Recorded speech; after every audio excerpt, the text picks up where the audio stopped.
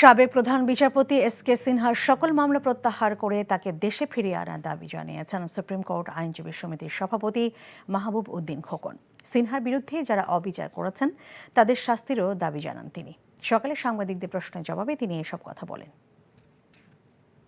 দেশের প্রধান বিচারপতি এখনো রিফিউজি হিসেবে কারাগারে আছেন। এই ব্যাপারে কারা কারা জড়িত ছিল?